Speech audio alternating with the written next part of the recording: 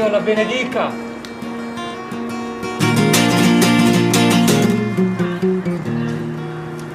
Che il Signore la benedica.